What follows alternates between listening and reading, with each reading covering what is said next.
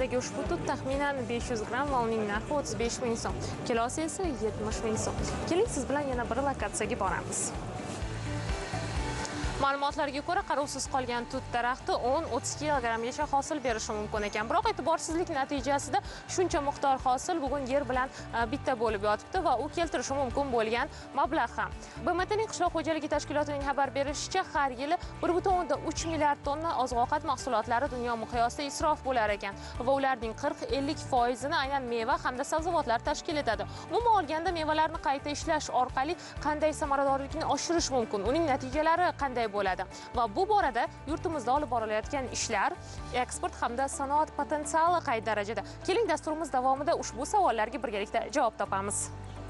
Ba'zan boylik yer ostidan emas, daraxt shoxidan boshlanadi. Nega deysizmi? Hindistonning kichik bir korxonasi mangodan tayyorlangan sharbat savdosini yo'lga qo'yib, multimilliarder gigantga aylandi. Bir kompaniya, bir mahsulot va yillik 350-400 million dollarlik tushum. Ozarbayjonning Goychay hududi esa global miqyosda anorning yuragi deya e'tirof etiladi. Sabab mevadan tayyorlangan xilma-xil mahsulotlarning jahon bo'yicha keng tarqalishi. Filippinda ananas shunchaki meva emas, u butun bir iqtisodiyotning motoriga aylangan. Plantatsiyadan savdogacha ananas yuzlab odamlarning kundalik daromadiga xizmat qiladi. Dunyo bo'ylab sotilayotgan har bir 3 konserva ananasdan biri Filippinda qayta ishlangan. Bu esa mamlakatga har yili milliardlab daromad keltiradi. Zamonaviy sanoatda mevalarni qayta ishlash yo'nalishi qishloq xo'jaligining ustuvor tarmog'i. Mamlakat iqtisodiyotini rivojlantirib, qo'shimcha ish o'rinlarini yaratish imkoniyati. Mevani qayta ishlash, bu mevalarni saqlash, ular ishtirokida turli xil mahsulotlar yaratish va ularning qiymatini oshirish jarayonidir. Keling, bitta amaliy misolda ko'rib chiqamiz. Ko'rib turganingizdek, bu yerda o'riklarning turli xil navlari mavjud va o'rtacha 20 ming so'm atrofida 1 kilo o'rik. Va qo'limdagi ushbu turshak esa taxminan 40 ming so'm ekan. Bundan tashqari, mana bu quritilgan o'rik esa taxminan 24 ming so'm. Shuningdek, ushbu o'rikdan tayyorlangan mazali sharbat esa taxminan 13 ming so'm va shirin murabbo, o'rikli murabbo esa taxminan 34 ming so'm atrofida. Ko'rib turganingizdek, yagona o'rik mahsulotini o'zidan yuqori qiymatga ega bo'lgan shuncha mahsulotlar ishlab chiqarish mumkin. Demak, mevani qayta ishlab o'zidan bir necha barobarga qimmatroq bo'lgan mahsulot tayyorlasa bo'ladi. ChatGPTdan bu haqda batafsil ma'lumotlarni so'radim va sun'iy intellekt do'stimizning bergan javobi asosida ishga kirishdim. Ularni qayta ishlash mumkin bo'lgan korxonalarga borib, jarayonlar bilan tanishdik.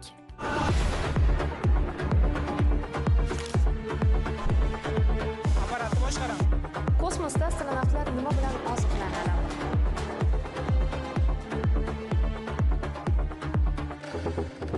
Ma'lum bo'lishicha, respublikamizda 166 ming gektar meva bog'lari mavjud. Bu shunchaki raqam emas, bu ayni sanoat uchun potensial degani. Dastlabki manzil esa asl mahsulot hosil bo'ladigan joy. Bog'imizda umumiy 132 gektarni tashkil etadi. Va bu yerda necha turdagi mevalar o'stiriladi? Asosan 2 xil: danelilar, urug'lilar. Danelilardan endi shoptoli, olxo'ri, o'rik, urug'lilardan bo'lsa olma, nok, o'rtacha hisobda 30 tonnadan sara yaxshi meva olamiz. Bir kunda bir kishi o'rtacha 500 kiloga to'g'ri kelish kerak. Mana masalan bugun 100 ta odam olib kelgan bo'lsak, har bir odamga 500 kilodan to'g'ri kelish kerak. Terilgan mevani. Umuman ko'chat ekib hosil olish bu bitta qiyin jarayonlar bo'lsa, endi navbat ularni terimi hamda ularni qadoqlab o'sha jo'natish, to'g'rimi, tegishli bozorga? Bozor talabi har xil. Bitta narsani to'g'ri tushunish kerak, faqat bozorda ichki bozorga ishlaydiganlar emas, o'ta tashqariga eksport qiladiganlar ham bor. Masalan, xaridor nimani xohlayapti? Xaridor aytadiki, bittasi menga 5 kilodan upakovka qilib ber deydi, bittasi aytadiki 10 kilodan upakovka qilib ber deydi, bittasi plastmassa yashikka. Xaridorga o'sha narsani, sertifikatimiz, mahsulotimizni turganini o'sha talabiga asosan yetkazib beramiz. Hozir shunaqangi davrlar kelgan, maza qilib ishlaydigan davr keldi. Qat ketsangiz, masalan, o'zingiz valyutni vurishgingiz bormi? O'zingizga subsidiyalar, har tomonlama qo'llab-quvvatlash. Oldinlari faqatgina agarda ko'p mana bu tekshiruvlar yoki boshqalar keladigan bo'lsa, qo'pol qilib aytganda kamchiligingizni qidirgani kelardi.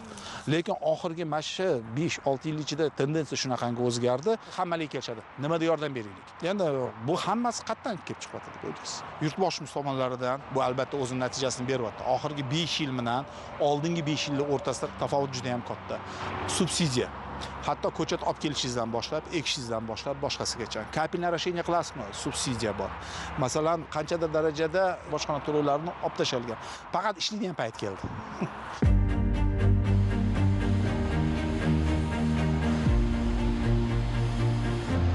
Yaxna tabiiy sharbat bugungidek issiq kunda jonga xush yoqadi. Tuman aholisini ish bilan ta'minlab turgan navbatdagi korxona ham qayta ishlangan shirin mevalarimizdan sharbat tayyorlab iqtisodiyotga foyda keltirmoqda. Korxonamiz 2009-yilda tashkil topgan sharbat mahsulotlarini ishlab chiqaramiz. Hozirgi kunda butun O'zbekiston bo'yicha har bir viloyatda savdoyimiz amalga oshiriladi. Meva pyurelaridan tayyor qayta ishlangan mevalarni biz konsentrat ko'rinishda olamiz. Ularni quyish jarayonida suv aralashtirib, shakar qo'shib turib, sharbatga aylantiramiz. Hozirgi kunda Qozog'iston, Tojikiston, Qirg'iziston, Dog'iston, keyin Koreya davlatiga ham eksport qilinadi.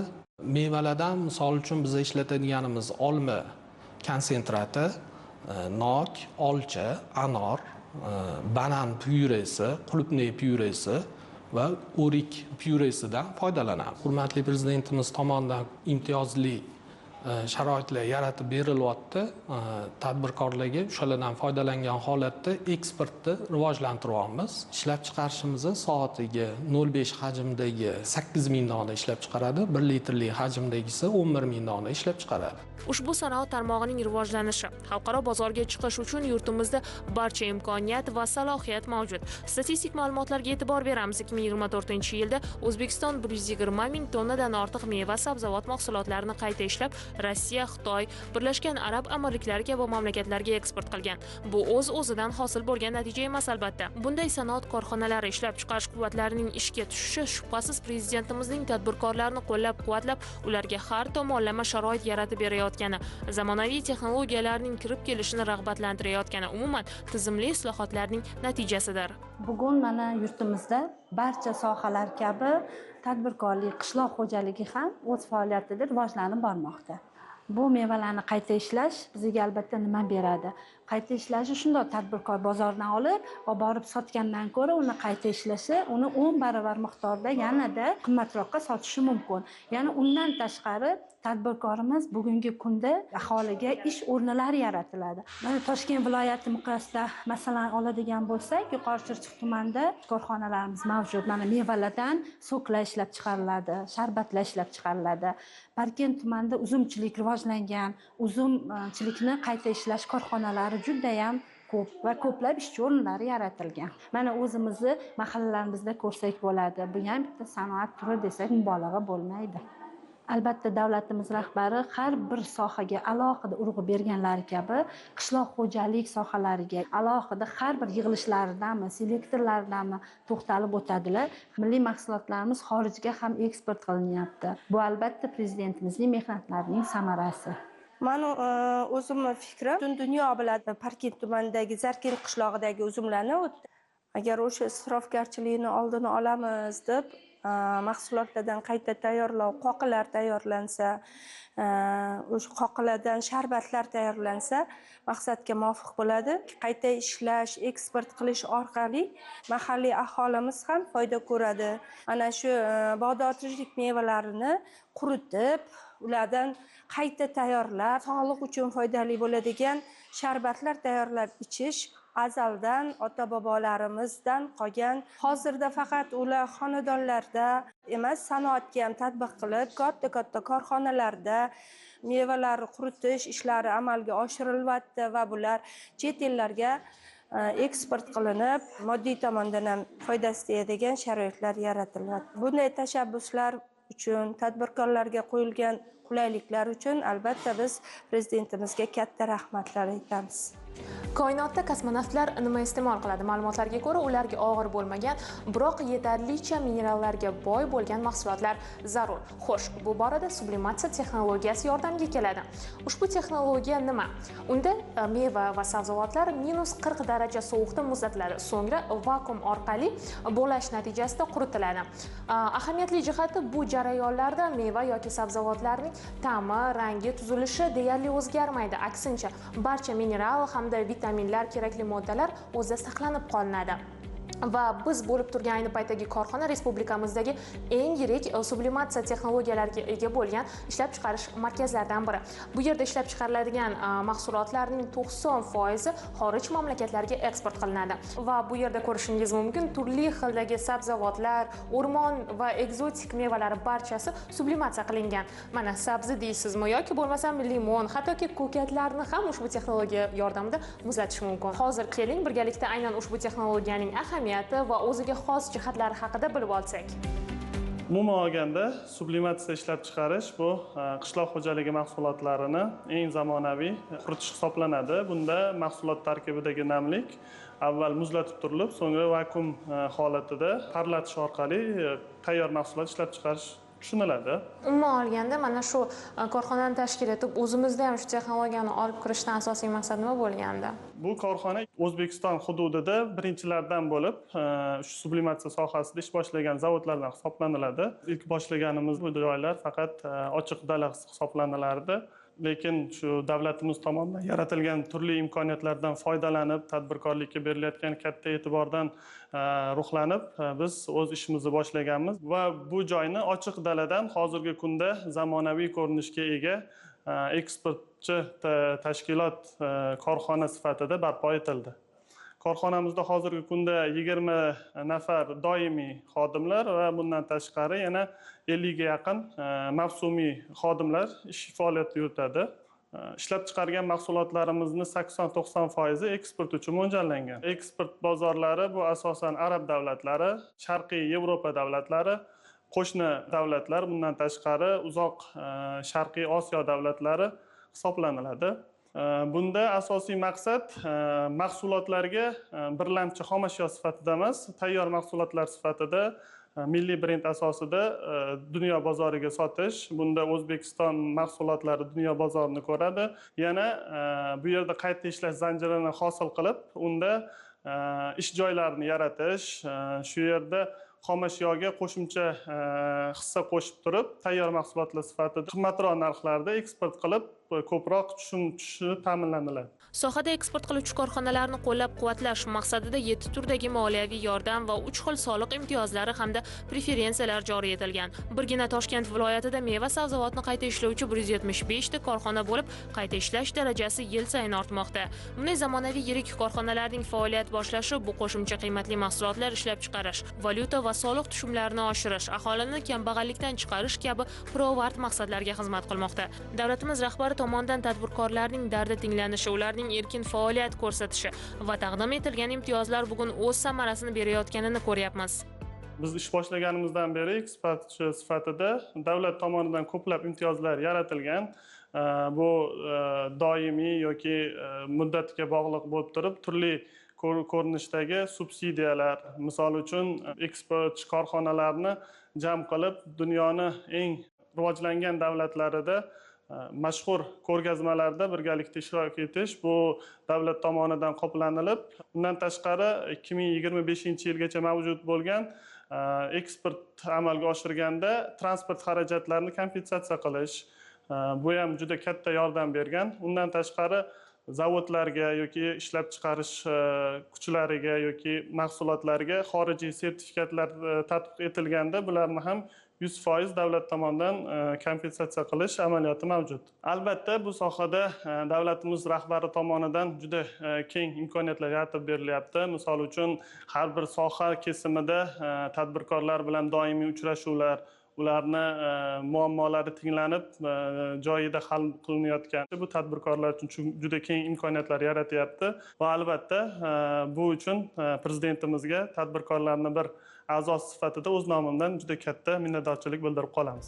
Xorazmdagi yana bir korxonada ham ushbu texnologiya orqali sublimatsiyalangan tarvuzning 1 kilogrammi 22-28 dollarni tashkil etadi. E'tiborlisi, korxona to'liq quvvatda 200 nafar doimiy ish o'rinlarini yaratish imkoniga ega. O'zi sublimatsiya degani o'zini 99% tabiiyligini saqlagan holda sutgacha, qatiqgacha, yogurtgacha quritish imkonini beradi. Sublimatsiya bo'lgan mahsulotni qadoqlash texnologiyasi bor. Agar biz o'shanaqa qadoqlash texnologiyasida qadoqlab bersak, sublimatsiya qilingan mahsulotni yaroqlilik muddati 10 yildan 50 yilgacha bo'ladi. Shundoq suvga solaman, o'ziga kerak namni tortib oladida o'sha tabiiy daladan uzib yegan tamga qaytadi. Bu shunaqa texnologiya. Hozir birlamchi ishlab chiqarish jarayonlarini boshlaganmiz, lekin shunaqa bo'lsa ham ISO 22000 va halol sertifikatlari olingan. Rossiya, Germaniya davlatlari bilan 2,5 million dollarlik eksport shartnomamiz tayyor. Hozir mahsulot chiqarishni boshlasak, bozorimiz tayyor. Bu mahsulotni bozoridan hech qanaqa muammo yo'q. Ayniqsa O'zbekistonning qovun va tarvuzlari laboratoriyada analiz qildirganimizda mahsulotimiz sifati juda yuqori darajada chiqqan. Tumanimiz miqyosi 200 ming tub o'zimizda mana Anjon gilosi deymiz, parvarish qilinadi. Bizning Qo'rg'ontepa tumanimizda kooperatsiya asosida mevani qayta ishlash mashina korxona tashkil qildik. Albatta, bu o'zicha bo'lgan yo'q. Muhtaram prezidentimiz qabul qilgan qarorlarga asosan bu mevani qayta ishlash, muzlatish, eksport qilish bo'yicha juda katta qarorlar qabul qilgan. Misol o'tgan yilning o'zida yaqin 2,5 ming tonna mahsulot mevani qayta ishlab, muzlatib eng yangi texnologiya asosida Rossiya davlatiga eksport qildi.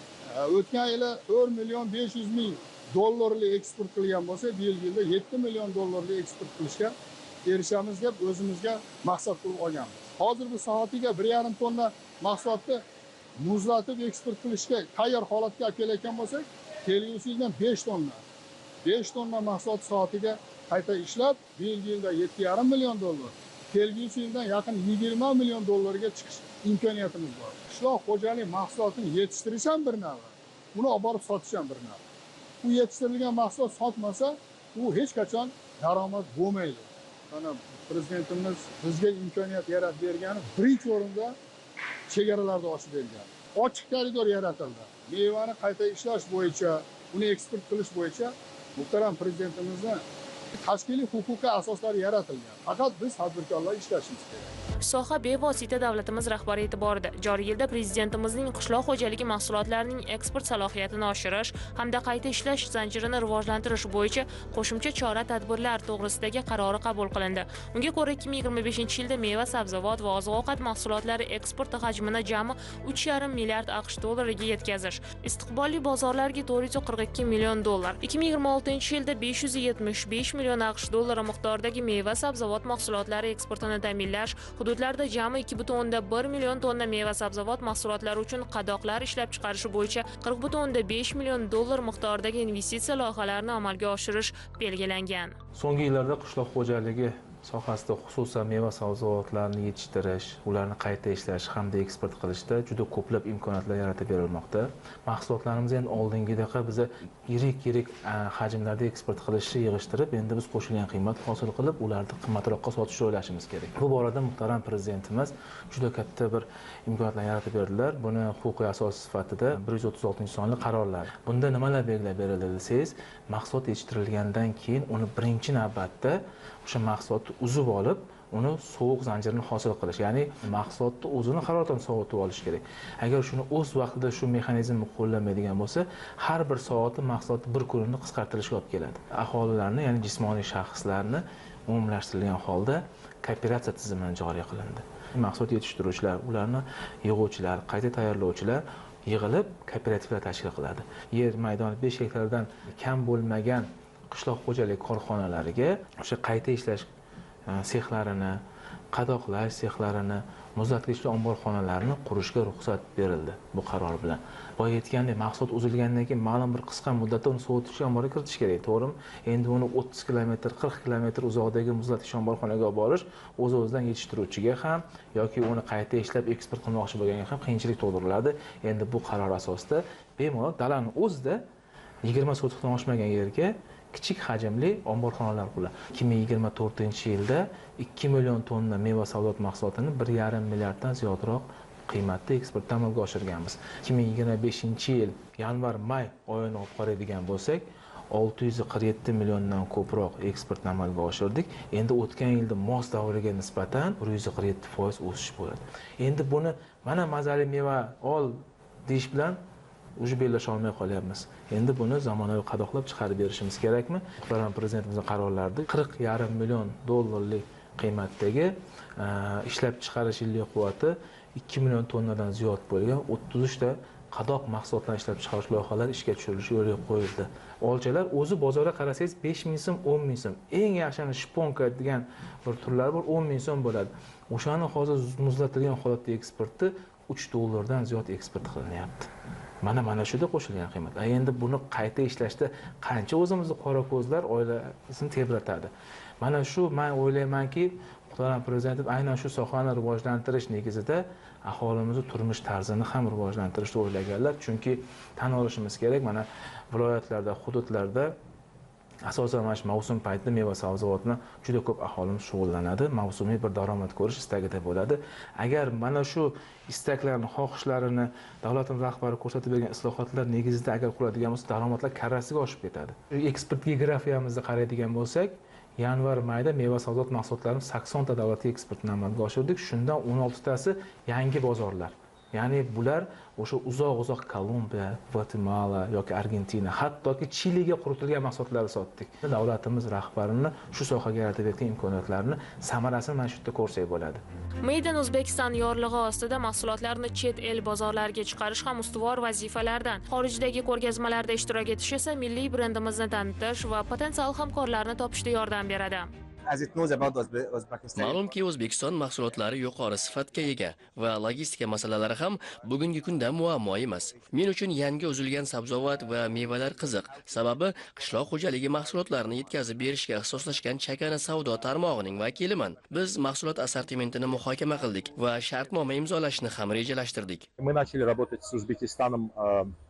Последние 3 года мы работаем с Узбекистаном. So'nggi 3 yil davomida O'zbekiston bilan faol hamkorlik qilmoqdamiz va bu yo'nalishdagi ishlarimiz muvaffaqiyatli davom etmoqda. Biz asosan quritilgan mevalar, jumladan o'rik, gilos, uzum mahsulotlarini import qilamiz. Shuningdek, pilot loyihalar doirasida piyoz va qovoq mahsulotlari bilan ham ishladik. Umuman olganda bu tajribalarimiz ijobiy natija berdi. Ushbu test yetkazib berishlar orqali mahsulotning qadoqlanishi, saralash sifati va logistika tizimi qanday ishlashini o'rgandik. Joriy yilda biz mahsulot aylanmasini 2 barobar oshirishni rejalashtiryapmiz. 2026-yilgacha esa hajmni kamida 1000 tonnagacha yetkazish niyatidamiz. Biz O'zbekiston mahsulotlarining salohiyatiga ishonamiz. Ular sifatli, narxi bo'yicha esa raqobatbardosh, ya'ni iqtisodiy jihatdan bu mahsulotlar samarali.